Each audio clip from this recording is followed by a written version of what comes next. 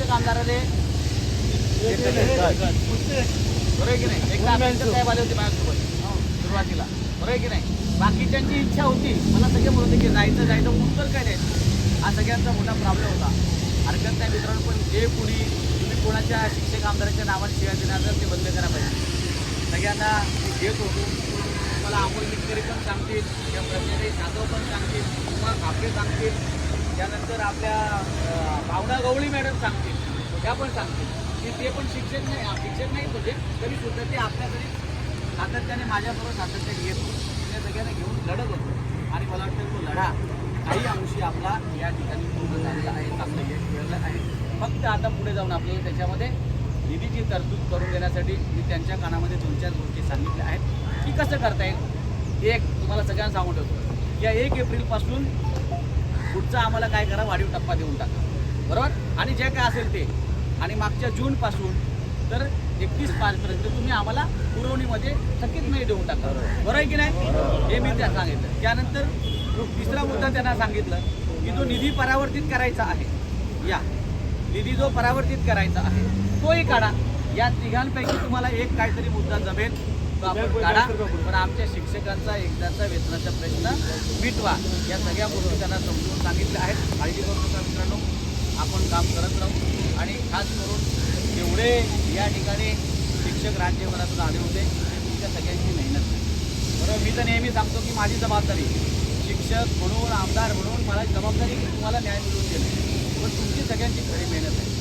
आपल्या आयोजकांनी सगळ्यांची मेहनत आहे, की सगळ्यांनी मेहनत घेतली. तर या मेहनतीला यश आलं, काही अंशी यश आलं असं बोललं हरकत नाही. आता आपण मला ते तात्पुरते सगळ्या अधिवेशन माझी विनंती आहे.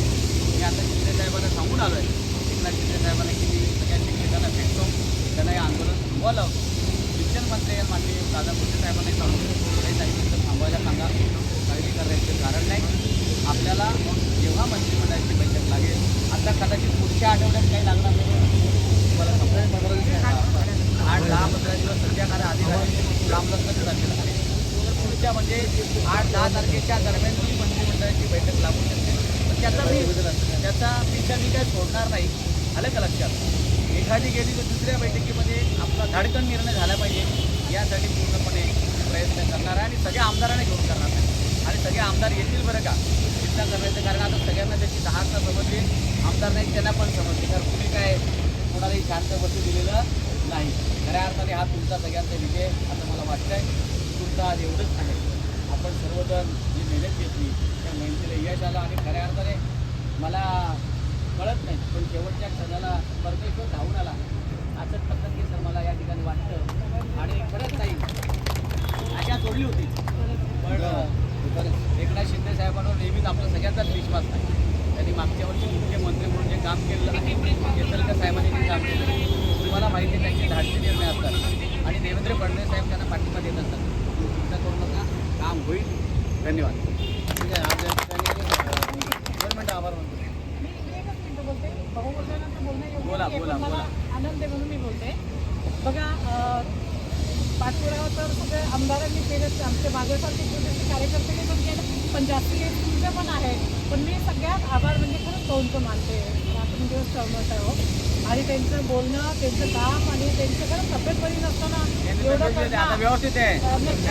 तब्येत बरी नसतं मागच्या वर्षी तरी म्हणजे लक्षात घ्या, याला म्हणतात खरं आमदार. आणि दुसरी गोष्ट, सगळ्या आमदारांनी खूप चांगल्या प्रमाणात सपोर्ट केला.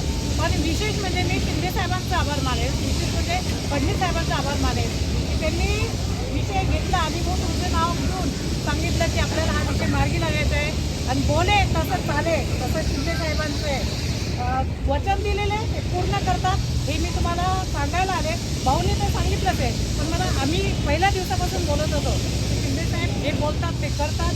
आणि आपले दादाजी भुसे यांनी सुद्धा चांगला सपोर्ट केलं. आणि सगळ्यात जास्ती याच्यामध्ये भूमिका म्हणजे भाऊची होती. भाऊ, मी तुमचं सगळ्यांचं खरंच मनापासून आभार मानते, सगळ्या शिक्षकांचा आभार मानते. मी इतकी धावत आले की आज मला इतकं आनंद वाटलं. आणि आज विषय पण होता त्याच्यामध्ये, काही लोकांचे पण खूप फोन आले की काही ज्ञानेश्वर भाऊ एकटेच आहे, तुम्ही या लवकर. पण भाऊ एकटे नाही, एवढी मोठी शक्ती त्यांच्याबरोबर. आमच्या बहिणींचं प्रेम तर आहेच भाऊंवरती, पण मी आमच्या सगळ्या आमदारांचं त्याच्यामध्ये हेच आहे, त्याच्यामध्ये जास्ती हेच तुमचं आहे. एवढंच बोलते भाऊ धन्यवाद तुमचं खूप मनापासून धन्यवाद. मोठ्या प्रमाणात आपण हे सगळे झाल्यानंतर सत्कार करू. इंग्रजी माध्यमचं सत्कार नको. इंग्रजी माध्यम 100% झाल्याशिवाय सत्कार करायचा ना आता. घेतलेलं आहे आणि मी असे आमदार कधी पॉसिबल नाही आहे.